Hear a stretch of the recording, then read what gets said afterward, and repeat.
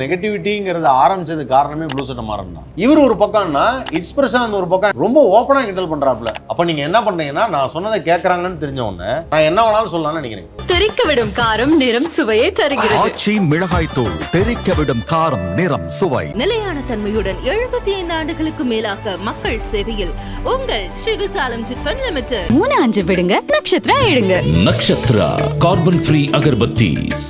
நிறைய பேர் யூடியூப்ல வந்துட்டு ரோஸ்ட்ங்கிற பேர்லயும் சும்மா ரிவ்யூங்கிற பேர்லயும் வந்து இது பேசுறாங்க. இவங்களுக்கு என்ன தகுதி இருக்கு, சினிமால இருக்கிறவங்க தான் பேசலாம் அப்படிங்கிற மாதிரி ஒரு மேட்டர் சொல்லியிருந்தீங்க. இந்த படம் வந்து இப்படி இருந்ததுனால நமக்கு இதுக்கு முந்தைய படம் வந்து சூப்பர்னு ஆயிடும். இப்ப ஜெயிலர் நல்ல படம் ஆயிடுச்சு அப்படின்னா it's very sarcasm way of telling that ஜெயிலரே முக்க படம் தான். உண்மையிலே இது எப்படி இருக்காங்க சொன்னதுல இப்ப ஜெயிலர் சுமார்னு சொல்றாங்க. அந்த படம் ஓடி இருக்குல்ல, அந்த படம் ஓடி இருக்கு. இவர் சொல்ற இல்லையே இப்ப அப்படி கிடையாது. நெகட்டிவிட்டிங்கிறது ஆரம்பிச்சது காரணமே ப்ளூ சட்டை மாறன் தான். ப்ளூ சட்டை மாறனுக்கு இந்த படங்கள்லாம் ஒர்க் ஆகல அப்படிங்கறதுனால இப்ப அவரோட பாயிண்ட்ல நீங்க போய் கேட்டீங்கன்னா எனக்கு இந்த படம்லாம் ஜென்ரலாவே ஒர்க் ஆகலங்க அப்படிங்கிற மாதிரி தான் அவர் சொல்லுவார். அவ்வளோ எனக்கு மனசுல ஒட்டலை சார். இவங்க சொன்னாங்க நீங்க எமோஷனலா கனெக்ட் ஆகல சார். Clean words. இந்த படம் கேவலமா இருக்கு, அசிங்கமா இருக்குன்னு சொல்றது இருக்குல்ல, தட் இஸ் வெரி ராங். அவர் சொல்ற மாதிரி டார்கெட்டட் ஹேட்ரட் ஆன் தமிழ் சினிமான்னு சொல்லிட்டு ரிவ்யூவர் கம்யூனிட்டிக்குள்ள நடக்குதா? நெகட்டிவிட்டி தான் செல்ன்ற மாதிரி ஒரு ஜெனரலைஸ்ட் ஒப்பீனியன். அப்ப எல்லாருமே காமனா சொன்ன பாயிண்ட்னா ப்ரோ நீங்களும் கழிவு ஊத்த ஆரம்பிங்க ப்ரோ. ஆடியன்ஸுமே அப்படி டியூன் ஆயிருக்காங்க. ஏன்னா அது ரொம்ப ஜாலியா இருக்கு. ஒருத்தரை வந்து கலாய்க்கும் போது அது வந்து அவரை க்ளோரிஃபை பண்ணும்போது அந்த பிராங்க் வீடியோஸ் பார்த்து என்ஜாய் பண்ற மாதிரி தான் பண்றாங்க. மலையாள ஆக்டர்ஸ் நல்லா இருக்காங்க. பகத் பாசன் சூப்பரா இருக்காரு. நம்ம ஊர்ல வடிவேல் நல்லா அடிச்சுக்காரு, உன்னால சொல்ல முடியல. Degrading the Tamil cinema actors everybody. But அவர் எல்லா படத்துக்கும் ரவி டாக்கு மகராஜ் பாத்தீங்கன்னா பாலையாவை போட்டு பிளாஸ்ட் பண்ணிருப்பாரு. அந்த பாலையாவை போய் நீங்க ஆந்திரால பிளாஸ்ட் பண்ண சொல்லுங்க, திரும்பி கூட வர முடியாது. இவர் ஒரு பக்கம்னா இட்ஸ் பிரசாந்த் ஒரு பக்கம் ரொம்ப ஓப்பனா கிண்டல் பண்றாப்ல. அப்ப நீங்க என்ன பண்றீங்கன்னா நான் சொன்னதை கேட்கறாங்கன்னு தெரிஞ்ச உடனே நான் என்ன வேணாலும் சொல்லலாம்னு நினைக்கிறேன். ப்ளூ சட்டை மாறனுக்கு ஒரு குரூப் ஆஃப் ஆடியன்ஸ் இருக்காங்க. அந்த பொறுப்போட செயல் பண்ணோம்ல. 3 மணி நேரம் படத்தை ஒரு 5 நிமிஷத்துல 4 நேரம் கழிச்சிட்டு வார் 2ல ஒரு சேசிங் சீன் வந்து ரொம்ப அருமையா இருந்தது. அதுவே மிஷன் இம்பாசிபிள் டெத் ரெக்கனிங்ல இருக்கு. அவருக்கு அதுவே தெரியல. நான் ரொம்ப தீவிரமான ரஜினி ஃபேன். எங்க அப்பா ரஜினி ஃபேன். அதுக்காக நான் ஒரு ஃபேனா போய் உட்காந்து பார்த்து எனக்கு அந்த படம் பிடிக்கல வெளில வந்து அந்த படம் வந்து பிடிச்சிருக்கு நான் சொல்ல மாட்டேன். எந்த நம்பர்ஸுமே இங்க வந்து உண்மை கிடையவே கிடையாது. பயங்கரமா வந்து பூஸ்டப் பண்ணி சொன்ன நம்பர்ஸா தான் இருக்குமே தவிர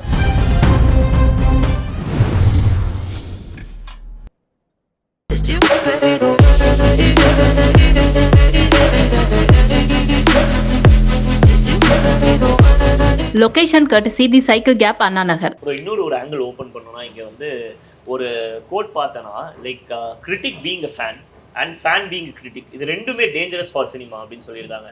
so how to you see that in Tamil cinema? ஏன்னா நம்ம ஒரு ஃபேனாக போய் அந்த ஒரு படத்தை நம்ம கிரிட்டிக் நம்மளோட ரிவ்யூ நிறைய பேர் பார்க்கறதுக்கு வெயிட் பண்ணுறாங்க. நம்ம ஃபேனாக அந்த படத்தை அணுகிறோம். நம்ம வெளில வரும்போது அந்த ஃபேன் பாயாக ஒரு ஹானஸ்டான ஒரு கருத்து கொடுக்குறோம். அண்ட் ஒரு ஃபேன் வந்து ஒரு கிரிட்டிக்காக பார்க்கும்போதுமே அவன் அந்த என்டர்டெயின்மெண்ட் எல்லாம் விட்டுட்டு இது என்னடா இந்த ஷார்ட் டிவிஷன் கரெக்டாக இல்லை, இந்த ஸ்டோரியில் கான்டெக்ட் சரியில்லை அப்படின்னு பார்க்குறாங்க. அது வந்து தமிழ் சினிமாவில் நீங்கள் எப்படி பார்க்குறீங்க? ஜென்ரலாகவே எனி கிரிட்டிக் வந்து ஃபேனாக இருக்கக்கூடாதுலாம் கிடையாது. ஒப்பீனியன் பயஸ்டாக இருக்கக்கூடாதுங்கிறது தான். இப்போ நீங்கள் அகைன் முதல்ல ஒரு கொஸ்டின் கேட்டீங்க இல்லையா, ஏன் இந்த படம் ஃபெயில் ஆச்சுன்ற ஒரு விஷயம் வந்து கிரிட்டிக் பண்ணலாமா கூடாதான்னா, ஆக்சுவலாக நான் என்ன பர்சனலாக என்ன கேட்டிங்கன்னா 2-3 விஷயம் கிரிட்டிக்ஸ் பண்ண வேண்டாம். கிரிட்டிக்ஸ் முதல்ல ட்ராக்கர்ஸாக இருக்க வேண்டாம் ஃபர்ஸ்ட். ஏன்னா அங்கே ஒரு ஈகோ அட்டாச் ஆகிடுது. நான் நல்லா இல்லைன்னு சொன்ன படம் இவ்வளோ வசூல் பண்ணுதா, அப்போ நான் அந்த படம் அப்போ எப்படி வந்து அங்கே ஒரு ஈகோ வந்துடுது இல்லையா. ஸோ நான் சொன்ன கருத்து தப்புன்ற மாதிரி ஆகிடுதுன்னும் போது அவங்க வேற மாதிரி யோசிக்க ஆரம்பிக்கிறாங்க. ஸோ தன்னுடைய பாயிண்ட்டை ஜஸ்டிஃபை பண்ணுறதுக்கு வேற விஷயங்களை அவங்க வந்து பேச ஆரம்பிக்கிறாங்கன்னும் போது நீங்கள் முதல்ல இங்கே ட்ராக்கருங்கிற கான்செப்டே எதுக்கு அவசியம் தெரியல. அகைன் ஆஷா சொன்ன மாதிரி வசூலை பற்றி யாருக்கும் எந்த கவலையும் தேவையில்லை. முதல்ல அது நீங்கள் கேட்டிங்களே ஆரோக்கியமானதா இல்லையானா, ஆக்சுவலி இதெல்லாம் தான் ஆரோக்கியமானது கிடையாது. எதுக்கு ஒரு ஆடியன்ஸுக்கு வசூலை பற்றி எந்த தேவையும், அது வந்து அவங்க யார் சம்மந்தப்பட்ட ஆட்கள் பேசிப்பாங்க, அவங்களுக்கு தெரியும். எந்த நம்பர்ஸுமே இங்கே வந்து உண்மை கிடையவே கிடையாது. இங்கே டிரான்ஸ்பரன்சின்னு ஒன்றும் கிடையவே கிடையாது. பல காலமாக பேசிட்டு இருக்காங்க, இன்னும் வரல இங்கே டிரான்ஸ்பரன்சிங்கிறது. ஸோ தமிழ் சினிமாவை பொறுத்த வரைக்கும் இங்கே பாக்ஸ் ஆஃபீஸ் நம்பர்ஸுங்கிறது ஒன்று ஓவராக பயங்கரமாக வந்து பூஸ்டப் பண்ணி சொன்ன நம்பர்ஸாக தான் இருக்குமே தவிர பெருசாக வந்து ஏன்னா அது சில ஃபேக்டர்ஸ் இருக்குது. அடுத்த படத்தோடைய பட்ஜெட் இருக்குது, அடுத்த படத்தோடைய சம்பளம் இருக்குது. ஸோ நிறைய ஃபேக்டர்ஸை வச்சு தான் அந்த நம்பர்ஸ் வந்து சொல்கிறாங்க. மேபி அஃபிஷியலாக ஒரு ப்ரொடக்ஷன் ஹவுஸ் வந்து ஒரு நம்பர்ஸை சொல்கிறாங்கன்னா மேபி அதை நம்பலாம். ஏன்னா அவங்களுக்கும் வந்து டேக்ஸ் அத்தாரிட்டிஸ் கிட்ட பதில் சொல்ல வேண்டிய அவசியம் இருக்குது. அவங்க தேவையில்லாமல் தப்பான நம்பர் சொல்லணும்னு அவசியம் கிடையாது. அந்த மாதிரி விஷயம் அகைன் அவங்க சொல்ற வரைக்கும் நீங்கள் அதை பற்றி பேசணுன்ற அவசியம் கிடையாது. எதுக்கு முதல்ல பாக்ஸ் ஆஃபீஸ் ஒன்று? ஏன்னா ஒரு இன்டர்வியூவில் கூட ஷாருக் கான் சொல்லியிருப்பாரு, தயவுசெய்து நம்பர்ஸை பற்றி என்கிட்ட சொல்ல, நாம எடுக்கிற படம் எனக்கு தெரியும், உங்களுக்கு அந்த படம் ஏன்னா படம் நல்லா இருக்கா நல்லான்றதை பற்றி கவலைப்படுங்க, நீங்கள் எதுக்கு நம்பர்ஸை பற்றி நீங்கள் கவலைப்படுறீங்க அப்படின்னு.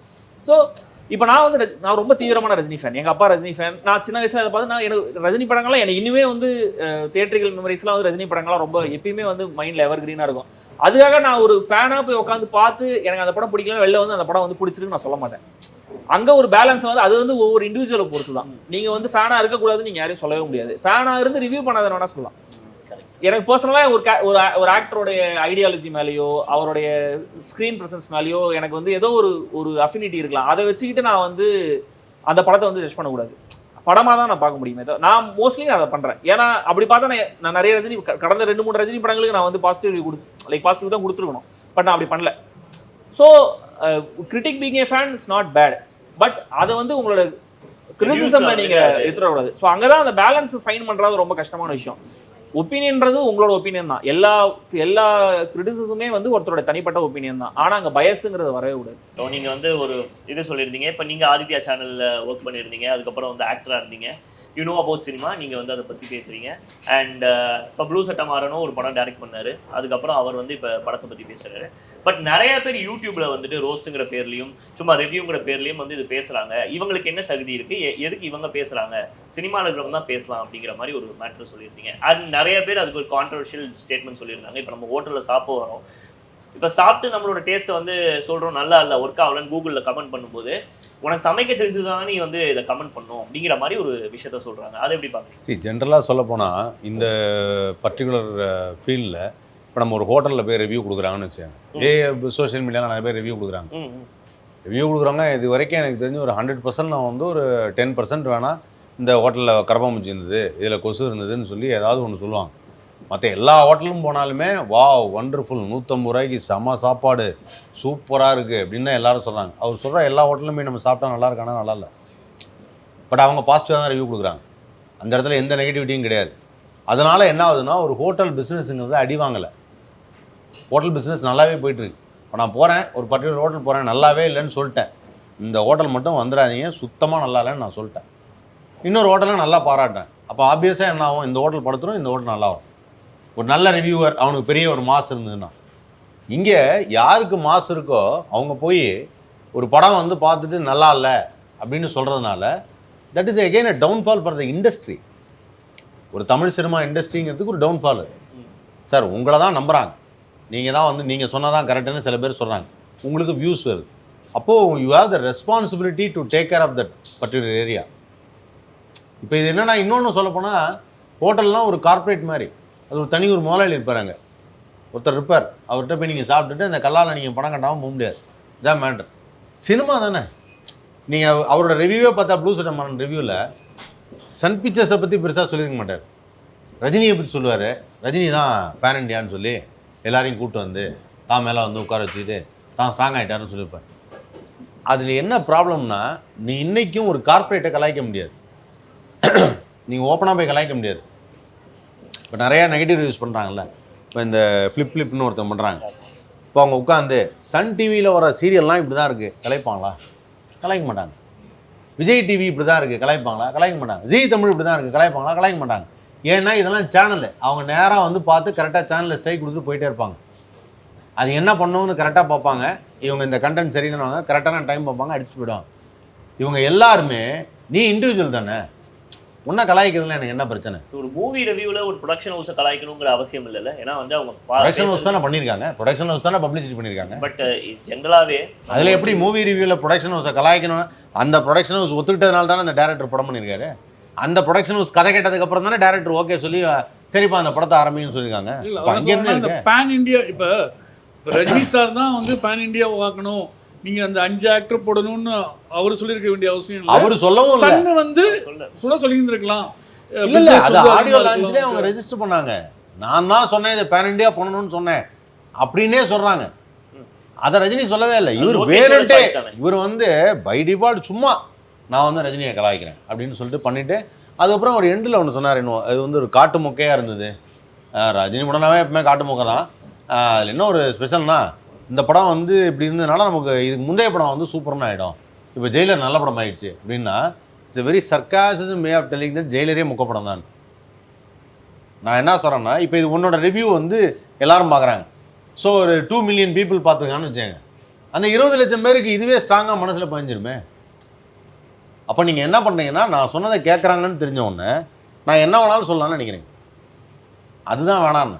ஆனால் அதே சமயத்தில் ஐடியில் ஒர்க் பண்ணுறவங்க இல்லை ஃபார் எக்ஸாம்பிள் வந்து சினிமா இண்டஸ்ட்ரியில் இல்லாதவங்க இதை பண்ணாதீங்கன்னு ஏன் சொன்னேன்னா, இப்போ நான் ஒரு இண்டஸ்ட்ரிக்கு வரணும். இப்போ கார்த்திக் வந்து நானும் கார்த்திக் ரொம்ப வருஷமாக ஃப்ரெண்ட்ஸு. கார்த்திக்கும் நானும் இதே மாதிரி ப்ரெஸ் ஷோக்கு போயிருக்கோம், ப்ரெஸ் மீட் போயிருக்கோம், இன்டர்வியூ எடுத்திருக்கோம். எத்தனை பேர் இன்டர்வியூ எடுக்க வெயிட் பண்ணணும்னு எனக்கு தெரியும், யார் என்ன பண்ணா இதெல்லாம் தெரியும். சரி ஓகே, இப்போ சினிமாவை பற்றி ரிவ்யூ பண்ணணும்னு நினைக்கிறாப்புலன்னா ரிவ்யூ பண்ணுறாங்க. இந்த மாதிரி எல்லாருமே அட்லீஸ்ட் ஒரு இண்டஸ்ட்ரியை பற்றி கொஞ்சம் தெரிஞ்சுக்கிட்டு, இது இந்த படம்லாம் இருக்குது, இப்படிலாம் இருக்குது, இவங்கெல்லாம் இந்த மாதிரி ஜானல்லாம் படம் எடுத்துருக்காங்க, இந்த மாதிரிலாம் இருக்குதுன்னு சொல்லி கரெக்டாக சொல்கிறது. அது ஃபார் எக்ஸாம்பிள் அவர் சொன்ன மாதிரி குறை நிறைகளை சொல்கிறதுன்னு ஒன்று சொல்லுவாங்க இல்லையா, அதை சொல்லணும். பட் இவர் சொல்கிறது வந்து நிறையெல்லாம் சொல்கிறதே கிடையாது. அது என்ன எனக்கு கான்ட்ரவர்சியாக பட்டுச்சுன்னா, வார் 2 படம் பார்த்துட்டு பயங்கரமாக இருக்குது, லைவ் லொக்கேஷனில் ஷூட் பண்ணியிருக்காங்க. இந்த படம் வந்து நீங்கள் மூளையை கழட்டி வச்சு கூட பார்க்கலாம். மூளையை கழட்டி வச்சுட்டோ சட்டையை கழட்டி வச்சுட்டோ கூலியை பார்க்கக்கூடாதான்னு நான் கேட்டேன். அப்போ நீ வேணுன்ட்டே அவர்ஷன் உண்டாக்குறது. அதாவது தமிழ் சினிமாவில் தமிழ் நடிகர்கள் நடிக்கும் போதும் அதான் சொன்னேன், பகத் ஃபாசில் நல்லா நடிச்சிருக்கார், வடிவேலு அந்த கதாபாத்திரத்துக்கு நல்லா ஃபிட்டாக இருக்கார். இது ரெண்டுத்துக்கு வித்தியாசம் இருக்குது. நீ அது ஒன்றும் சாதாரணம் கிடையாது.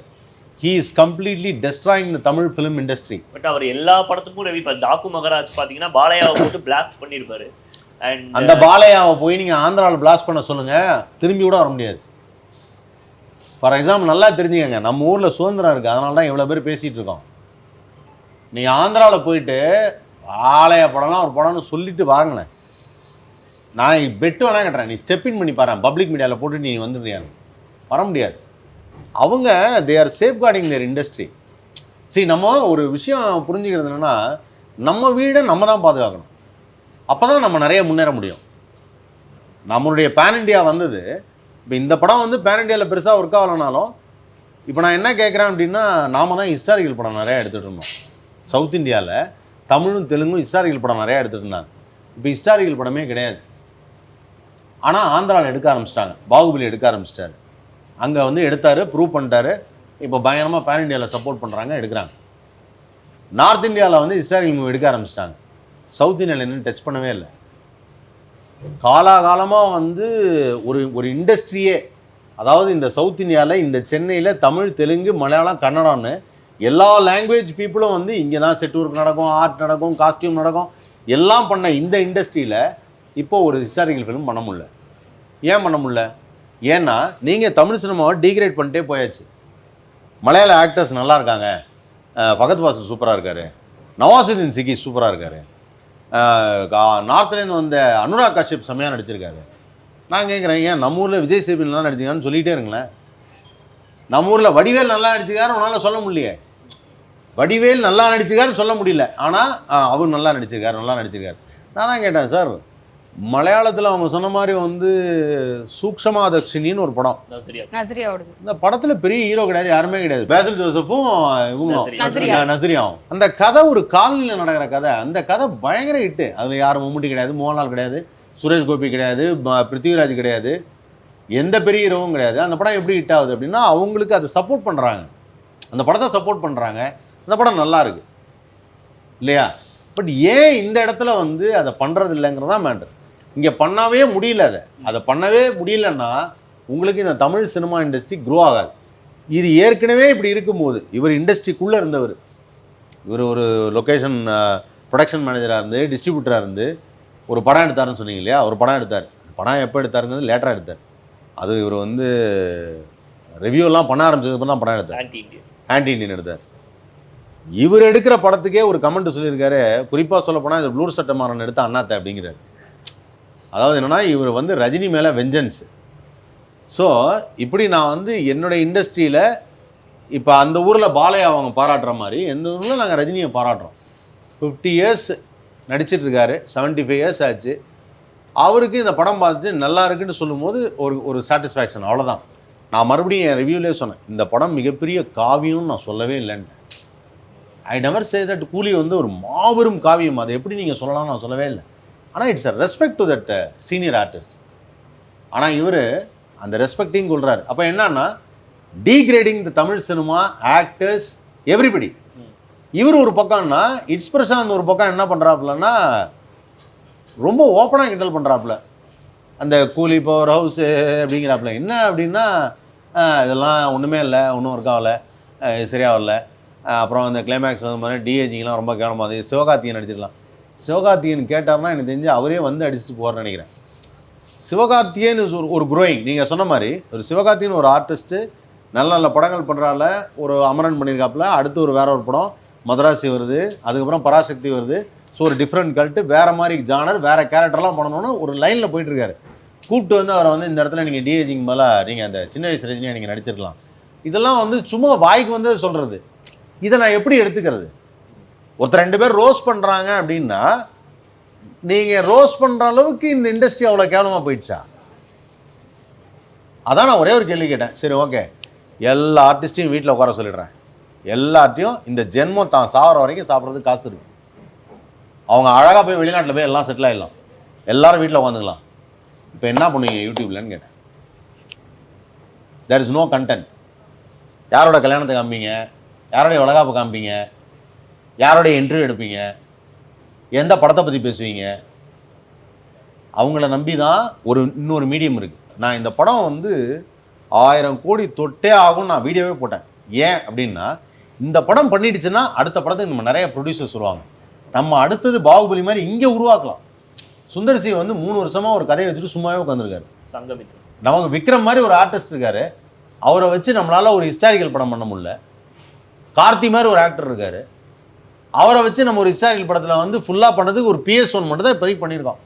அது பண்ணதுக்கும் 1008 நொல்ல சொல்லிட்டாங்க எல்லாரும். அது நல்லா இல்லை, இது கதையில் அது இல்லை, இந்த கதையில் வந்து பார்த்தீங்கன்னா ஒரிஜினலாக அப்படி இருந்தது, இதில் இப்படி இல்லை. படித்த கதைக்கு மாதிரி என்றைக்குமே ஃபிலிம் இருக்காது. என்றைக்குமே ரைட்டிங் வேறு, விஷுவல் மீடியம் வேறு. விஷுவல் மீடியம் டிஃப்ரெண்ட்டாக தான் இருக்கும். அந்த இடத்துல அப்படி காமிக்க முடியாது. மைட் பி அதை கொஞ்சம் மாற்றிருக்கலாம். மணிரத்னம் எப்பவுமே அவரோட ஸ்டைலில் கொஞ்சம் லைட்டாக மாற்றுவார். கர்ணன் படத்துடைய கதையை சொல்லும் போது மணிரத்னம் சார்ட்டே சொன்னேன், மகாபாரதத்திலே நடக்காத ஒரு விஷயத்தை கர்ணனில் நீங்கள் பண்ணிருக்கீங்கன்னு. மகாபாரதத்தில் 2 விஷயம் நடக்கவே இல்லை. குந்தி தேவி வந்து கர்ணனை பார்த்து நீ என் பிள்ளை தான், நீ எனக்கு முக்கியம், அர்ஜுனன் எனக்கு முக்கியம்னு சொல்லவே இல்லை. தளபதியில் சொல்லியிருப்பாங்க. துரியோதனன் வந்து உன் தம்பின்னா எனக்கும் தம்பின்னு ஒன்று சொல்லுவான் தளபதியில். துரியோதனனை சொல்லவே இல்லையே மகாபாரதத்தில். So he made the difference. Ravanan எடுக்கும்போது மணிரத்னம் சார் பார்த்தோன்னா வெளில பிரசாத் ஸ்டுடியோ வாசலில் வந்தோன்னா நான் சொன்னேன், படம் எப்படி இருக்குது அப்படின்னாரு. நல்லா இருக்கு சார். லாஸ்ட் சீனில் அந்த ஐஸ்வர்யா தலையில் கை வச்சது ரொம்ப நல்லா இருந்ததுன்னு. என்ன புரிஞ்சுக்கிட்டீங்க அப்படின்னாரு. இல்லை சார், ஒரு பொண்ணோட தலையில் கை வைக்கிறதுனா அதுக்கு பேர் செக்யூர்டுன்னு அர்த்தம். அவன் எந்த ஷாட்லையுமே அந்த பொண்ணை தொட்டு தூக்கவே இல்லை, கையை பிடிக்கல, தொடவே இல்லை. இப்படி ஒரு ஃபிலிம் கிரியேட்டராக இருந்தார் மணிரத்னம். அவர் PS1 பண்ணும்போது ஒரு வித்தியாசமாக ஒரு ட்ரை பண்ணிக்க, டிஃப்ரெண்ட்டாக பண்ணிக்க. நான் அதை ஃபிலிமாக தான் பார்த்தேன். அப்படி இங்கே வந்து நீங்கள் அதை டெவலப் பண்ண ஆரம்பிக்கணும். அதுதான் இங்கே மெயின். சரி, தெரிஞ்சோ தெரியாமலோ மக்கள் வந்து ரிவ்யூ பார்க்கும்போது ஓகே இவங்க சொன்னால் கரெக்டாக இருக்கும்னு ஒரு விஷயம். ஒவ்வொருத்தருக்கும் ஒரு குரூப் ஆஃப் ஆடியன்ஸ் இருக்காங்க. அது மாதிரி ப்ளூ சட்டை மாறனுக்கு ஒரு குரூப் ஆஃப் ஆடியன்ஸ் இருக்காங்கன்னா அந்த பொறுப்போட செயல் பண்ணோம்ல. யூ கேனாட் பி லைக் தட்ல ஒரு 5 நிமிஷத்தில் நான் 2-3 மணி நேரம் படத்தை ஒரு 5 நிமிஷத்தில் நார்மலாக கழிச்சிட்டு நல்லா இல்லை அப்படின்னு சொல்லிட்டு போகிறது. அண்ட் ரொம்ப டூ மச் ஆஃப் சர்காசிசம். அப்புறம் ஹிந்தி படத்துக்கு நல்லா சப்போர்ட் பண்ணுறது. அவர் சொல்கிறார் லைவ் லொக்கேஷனில் போய் வாட் வாஸ் வந்து ஷூட் பண்ணியிருக்காங்க அப்படின்னாரு. லைவ் லொக்கேஷனா நீங்கள் பார்த்தீங்களா? நீங்கள் கூட போனீங்களா ஸ்பெயின்னா? நீங்கள் கூட போனீங்களா காஷ்மீர்னா? எதுவுமே கிடையாது. தக் லைஃப்பில் வந்து ஒரு ஷார்ட்டில் காமிப்பாங்க காத்மண்டு அப்படின்னு காமிப்பாங்க. அவர் லைவ் லொக்கேஷன் வைங்களா? அது லைவ் லொக்கேஷன் கிடையாது, அது செட்டு. அது நிறைய பேருக்கு தெரியாது. உடனே இவர் வந்து லைவ் லொக்கேஷன் ஷூட் பண்ணியிருக்காங்க, சூப்பராக இருக்குது. அப்புறம் அவருடைய ரிவ்யூவில் ஒரு பொறுப்பு வேணுங்கிறத சொன்னேன். பட் அவர் அதுக்கு பதிலாக வந்து வேறு ஏதோ ட்விஸ்ட் பண்ணிவிட்டு போயிட்டார். அதனால் அவர் இனிமேல் அதே மாதிரி பண்ணாங்கன்னா I strongly say that people over criticising cinema, reviewing cinema, நிறைய படங்கள் பாருங்கள், நிறைய படங்கள் பற்றி தெரிஞ்சுக்கங்க, தெரிஞ்சுக்கிட்டு சொல்லுங்கள். இப்போ இவங்க சொன்னாங்களே கேரளாவில் ஓடுற படமும் பார்க்குறாங்க, ஆந்திராவில் ஓடுற படமும் பார்க்குறாங்க, கம்பேரிட்டிவாக பார்க்குறீங்க. அப்படி கம்பேரிட்டிவாக பார்த்துட்டு சொல்கிறதுங்கிறது இட்ஸ் ஹெல்த்தியர். பட் அதெல்லாம் எதுவுமே இல்லை, நான் எதுவும் பார்க்க மாட்டேன் இந்த படத்தை. அவர் மகாமட்டமாக இருந்தது. அதில் வார் 2ல ஒரு சேசிங் சீன் வந்து ரொம்ப அருமையாக இருந்தது. அதுவே மிஷன் இம்பாசிபிள் டெத் ரெக்கனிங்லேருந்து இருக்குது. அவருக்கு அதுவே தெரியல. அவரான நல்லா இருந்தது, ரொம்ப சூப்பராக இருந்தது. பட் இப்போ நம்ம வந்து சப்ஜெக்டிவாக ஒரு பர்சனை பற்றி பேசுகிறோமா? நீங்கள் உங்கள் கருத்துமே சொல்லுங்கள். அவர் சொல்கிற மாதிரி டார்கெட்டட் ஹேட்ரட் ஆன் தமிழ் சினிமான்னு சொல்லிட்டு ரெவ்யூவர் கம்யூனிட்டிக்குள்ளே நடக்குதா? சரி, ஒன்று இருக்குது. இப்போ யூடியூப் ரிவ்யூ எடுத்துட்டிங்கன்னா படத்தில் எப்படி சக்ஸஸ் ஃபெயிலியர்னு இருக்கோ, யூடியூப் ரிவ்யூ என்ன ஆகிடுச்சுன்னா எனக்கு 1 மில்லியன் நான் வந்து ஒரு படத்தை ரிவ்யூ பண்ணேன், அது 1 மில்லியன் வியூஸ் ஓடிச்சு அப்படின்னா அது அவங்க சக்ஸஸ்ன்னு நினைக்கிறாங்க. இப்போ ஒருத்தர் யூடியூப்ல ரிவ்யூ போடுறாங்க, ஒரு 5K வியூஸ் வந்துருக்குன்னு வச்சுக்கோங்க, கம்பேர்ட் 1 மில்லியன் சொல்லுவாங்க. அப்போ இந்த யூடியூப் வந்து படத்தை கிழிச்சு தொங்க விட்டான், எல்லாம் போய் பார்க்குறாங்க. அது அதுவே ஒரு என்டர்டைன்மெண்ட் ஆயிடுது, அதுவே ஒரு பெர்ஃபார்மன்ஸ் ஆயிடுது. நெகட்டிவிட்டி தான் Self. செல்ஃப்ன்ற மாதிரி ஒரு ஜெனரலைஸ்டு ஒப்பீனியன். நான் இப்போ சமீபத்தில் சும்மா ஒரு போஸ்ட் போட்டிருந்தேன்.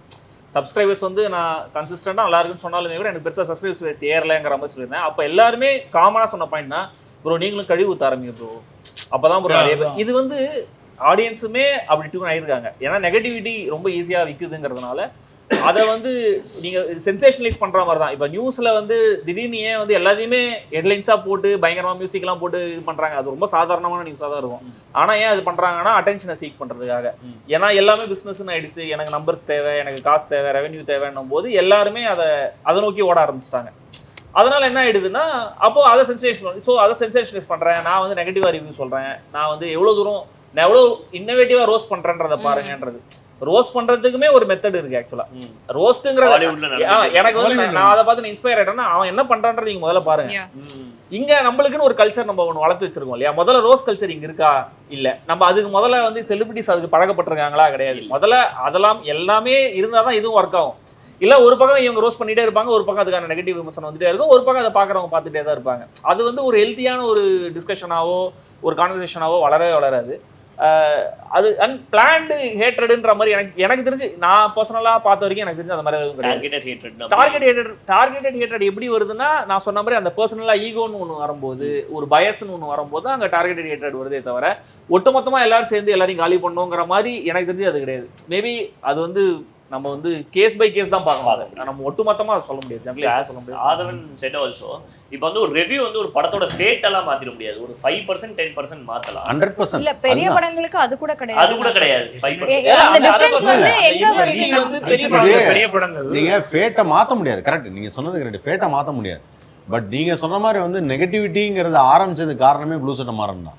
12 வருஷத்துக்கு முன்னாடி அவரோட ரிவ்யூ ஆரம்பிச்சிருக்காரு. நான் அவரை பத்தி ஃபுல் அனாலிசிஸ் பண்ணேன். 12 வருஷத்துக்கு முன்னாடி தான் யூடியூப் வந்து ஓரளவுக்கு ஃப்ளோட் ஆக ஆரம்பிச்சது. எக்ஸாக்டாக சொல்லணும்னா, ஏன்னா அப்போ 14 வருஷத்துக்கு முன்னாடி வாட்ஸ்அப் வந்து எல்லாரும் யூஸ் பண்ண ஆரம்பித்தாங்க. 12 வருஷத்துக்கு முன்னாடி யூடியூப் வந்து எல்லாரும் ஆரம்பித்தாங்க. அதாவது காமன் மேன் மாதிரி எல்லாரும் சிங்கிள் பர்சனாக ஆரம்பிச்சதுங்கிறது அப்போ தான். இவர் அதை ட்ரெண்ட் செட்டிங்காக கொண்டு வந்ததுனால இவர் சொன்ன மாதிரி நெகட்டிவாக கழுவி ஊற்றுனா போகும் அப்படின்னு சொல்லி சில பேர் பண்ணுறாங்க. அதுதான் வேணாங்கிறேன். உங்களுடைய முடிவு வந்து ஒரு திரைப்படத்தை மாற்றுங்கிறது வேற விஷயம். ஆனால் நீங்கள் அதை பண்ணுறதே தப்புன்னு நான் சொல்கிறேன். அது பண்ணுறது ஆனால் அப்படி சொல்லவும் முடியாது. நீங்கள் வந்து ஒரு அவங்களுடைய முடிவு மாற்றிராது அப்படின்னு நம்ம சொல்கிறோம். அது ஒரு படத்துடைய ஃபேட்டை மாற்றிராதுன்னு.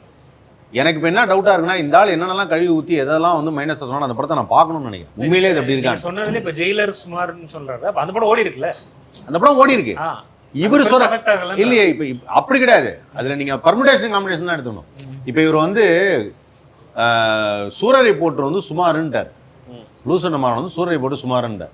சூரரை போட்டு மட்டும் அன்னைக்கு கோவிட் இல்லாமல் தேட்டரில் வந்ததுன்னா it's a very emotional film. இவர் அதை சுமாருன்ட்டார்.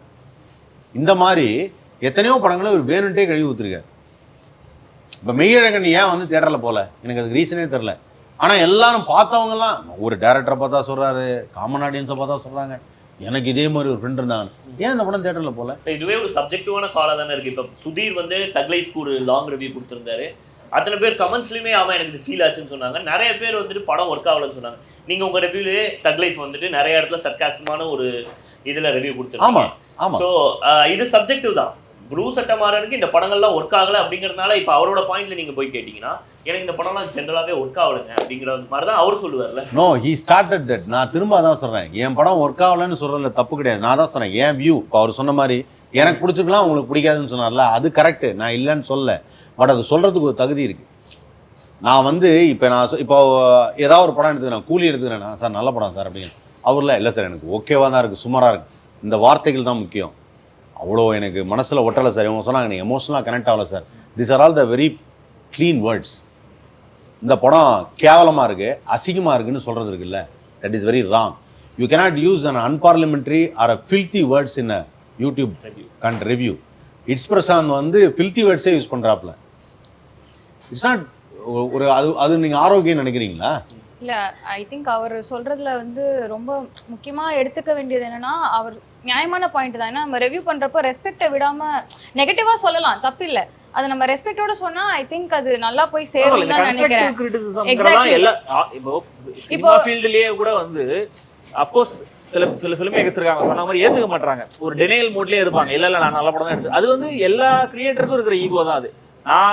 நான் படைச்சிருக்கிற ஒரு விஷயம் அதை வந்து குறை சொன்னா நான் பர்சனலா மேபி ஒரு பாயிண்ட் மேல அவங்க கூட ஏத்துக்க ஆரம்பிப்பாங்க. ஆனா இப்போ வந்து ஃபீல்டு நிறைய டைரக்டர்ஸ், நிறைய அப்கமிங் டைரக்டர்ஸ் இப்போ இருக்கிறவங்க கூட முன்னாடியே கூட ஸ்கிரீன் பண்ணி ஒப்பீனியன் கேட்கறவங்களா இருக்காங்க, ஸ்கிரிப்ட் அமைச்சு ஒப்பீனியன் கேட்கறவங்களா இருக்காங்க. தேர் ஓப்பன் டு ஒப்பீனியன்ஸ். ஆனா கன்ஸ்ட்ரக்டிவ் கிரிட்டிசிசம் தான் கேட்கறாங்க.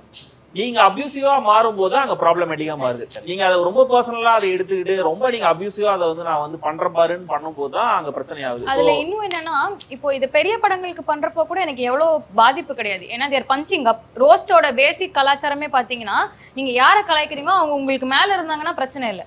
பட் உங்களுக்கு ஒரு எல்லாமே ஹைரார்க்கியில தானே இருக்கு. உங்களுக்கு இருக்கிற பவரை விட உங்களுக்கு கம்மியா இருக்கிற ஆளுகளை நீங்க போய் இது பண்ணீங்கன்னா அது அவங்களுக்கு பாதகமா இருக்கும். ஸோ அங்கதான் அது மிகப்பெரிய பிரச்சனையாகுது. யாருமே நிறைய விஷயங்கள் இருக்கு இதுல. ஒண்ணு வந்து ஃபர்ஸ்ட் ரெவ்யூக்கும் ஒப்பீனியனுக்கும் ஒரு பெரிய டிஃபரன்ஸ் இருக்கு. எனக்கு பிடிச்சிருக்கு எனக்கு பிடிக்கலன்னு சொல்றது ஒப்பீனியன். எனக்கு ஏன் பிடிச்சிருக்கு எனக்கு ஏன் பிடிக்கல அப்படிங்கறத கிளியரா தெளிவா சொல்றது ரெவ்யூ. ஓகேவா? இதுலயே ஃபர்ஸ்ட் ஒரு பெரிய ஒரு டிஃபரன்ஸ் இருக்கு. அந்த டிஃபரன்ஸ் இப்போ காணாம போயிடுச்சு. செகண்ட் வந்து பாத்தீங்கன்னா இப்போ வந்து அதையும் தாண்டி ட்ரோலுக்கும் ரெவ்யூக்கும் வித்தியாசம் இல்லாம போயிடுச்சு. இப்போ நம்ம வந்து ஒரு ஜோக் பண்றாங்க ஒரு இதுனா அது ரெவ்யூன்னு எடுத்துக்க முடியாது, அது ட்ரோல் தான். ஸோ நீங்க அந்த ட்ரோல் அதுவும் satire is also very important form of expression தான். ஆனா அதை நீங்க யாரை பண்றீங்க, எப்போ பண்றீங்க, எந்த மூட்ல பண்றீங்க. இப்போ நீங்க ரோஸ்ட்னு சொல்லிட்டு பண்றீங்கன்னா எனக்கு அதுல பிரச்சனையே இல்லை. ஏன்னா அவங்க அந்த மோட் ஆஃப் எக்ஸ்பிரஷன் எடுத்திருக்காங்க, அது அவங்களுடைய கருத்து உரிமை. ரெவ்யூன்னு சொல்லிட்டு ரோஸ்ட் பண்றப்போ அப்ப அது ரெவ்யூவே இல்லையே. இல்லையா? அந்த நிறைய வெல் நோன் ஃபிலிம் மேக்கர்ஸ் இப்போ ரீசெண்டாக நம்ம பார்த்தோம்னா game changer and Indian 2 with Shankar sir ஆகட்டும், அண்ட் மணிரத்னம் சார் வித் தக் லைஃப் ஆகட்டும், அவங்களோட ரெப்புடேஷனும் பயங்கரமா பாதிக்கப்படுது. ஒரு வகையில சோஷியல் மீடியா டெமோக்ரடைஸ் பண்ணிருக்கு இந்த விஷயங்கள் எல்லாம். ஓகேவா? யாருமே வந்து க்ளோரிஃபை பண்ண முடியாது. ஏன்னா இப்போ நீங்க எல்லாருமே லைக் எனக்கு ஒரு இம்யூனிட்டி இருக்குன்ற ஒரு பாயிண்ட்ல இருந்து வெளில வந்தாச்சு. அப்படி பார்த்தா அண்ணாத்த ஓடி இருக்கணும் இல்லையா? அண்ணாத்த வந்த டைம்ல நானே நெகட்டிவ் ரிவ்யூ தான் கொடுத்தேன். ஏன்னா சுத்தமா ஒர்க் ஆகல. நான் எவ்வளவுதான் ரஜினி ஃபேனா, நான் எவ்வளவுதான் ரஜினியை நான் பார்த்துட்டு இருக்க முடியும் அந்த படத்துல இல்லையா? அதை நான் அக்செப்ட் பண்ணேன். அண்ணாத்தே எனக்கு ஒர்க் ஆகல, எனக்கு வேட்டையனுமே ஒர்க் ஆகல. அது வந்து அது யாருமே இம்யூனிட் கிடையாது அந்த ஒரு விஷயத்துக்கு. அதனால வந்து ஒரு வகையில டெமோக்ரடைஸ் பண்ணிருக்கு. அது சோஷியல் மீடியாவோட அட்வான்டேஜ். அகைன் அதை எப்படி யூஸ் பண்றோங்கிறது தான். டேஸ்ட்ஃபுல்லா இருக்காது, அது டிக்னிட்டி இருக்காதுல அப்படின்னா அது நீங்க எல்லாத்துக்குமே சொல்லலாம். இப்போ எப்படி வந்து எல்லோ ஜேர்னலிசம் இருக்கோ அதே மாதிரி தான் அது. அத மாதிரி ஏன்னா நீங்க இந்த மீடியா அடுத்தடுத்து வளர எல்லா வகையான விஷயங்களும் உள்ள வரதான் செய்யும். எப்படி நல்ல விஷயங்கள் இருக்கோ கெட்ட விஷயங்களும் வரதான் செய்யும். அது வந்து நம்ம தவிர்க்கவே முடியாது. அப்படி ஒருவேளை உங்களுக்கு வந்து ஒரு கவுண்டர் கல்ச்சர் தேவைப்படுது அப்படின்னா நல்லா சென்சிபிளா சொல்றவங்களே சப்போர்ட் பண்ணுங்க. அதுதான் மெயின். ஏன்னா இப்போ நம்ம படத்துக்கு சொல்ற மாதிரி தான். இப்போ நம்ம சின்ன படங்கள் வந்து நல்லா போகணும்னா நம்ம அந்த படங்களை வந்து கொஞ்சம் சப்போர்ட் பண்ணும் அப்படின்னு நம்ம இண்டஸ்ட்ரிக்கு சொல்ற மாதிரி தான் யூடியூப்க்கும் அந்த கலாச்சாரம். ஏன்னா இப்போ ஆடியன்ஸையும் நம்ம ப்ளேம் பண்ண வேண்டியதா இருக்கு. அவங்க வந்து இப்போ ஏன் நெகட்டிவ் ரிவ்யூ ஏன் பாக்குறாங்க அப்படின்னு நம்ம யோசிக்கிறோம் இல்லையா? ஏன்னா அது ரொம்ப ஜாலியா இருக்கு. வந்து கலாய்க்கும் போது அது வந்து அவரை க்ளோரிஃபை பண்ணும்போது அந்த பிராங்க் வீடியோஸ் பார்த்து என்ஜாய் பண்ற மாதிரி தான் பண்றாங்க. சோ ஒருத்தர் துன்பப்படும் போது பார்த்து நம்ம சிரிக்கிறோம் போது அதை நீங்க வந்து பழக்கமா கொண்டு வரும்போது அதுவே ட்ரெண்ட் ஆயிடுது. அப்ப எல்லாரும் அதையே பண்ணிட்டே இருக்காங்க திரும்ப. ஜென்ரலா வந்து இது வந்து அப்பாயின்மெண்ட் மீடியம் கிடையாது. யூடியூப்ங்கிறது அப்பாயின்மெண்ட் மீடியம் கிடையாது. அதனால வந்து இதுல காமன் ஃபேக்டர் எல்லாமே வரும். ஒரு யூடியூப் ஓபன் பண்ணா ஸ்போர்ட்ஸும் வரும், சினிமாவும் வரும், அடல்ட் ஒன்லி கண்டென்ட்டும் வரும், சில்ட்ரன்ஸ் கண்டென்ட்டும் வரும், எல்லாமே வரும். இப்போ டெலிவிஷன்லாம் அப்படி கிடையாது. அதில் ஃபிக்ஷன் இருக்கும், நான் ஃபிக்ஷன் இருக்கும், எல்லாம் பிரிஞ்சிருக்கும். அது இவங்க வந்து பிரிக்கலைங்கும் போது நமக்கு அந்த ரெஸ்பான்சிபிலிட்டி இருக்குது. நாம் ஜென்ரிக்காக தான் பேசணுங்கிறது ஒரு ரெஸ்பான்சிபிலிட்டி இருக்குது. அதை நம்ம ரொம்பவும் மட்டமாக பேச முடியும்.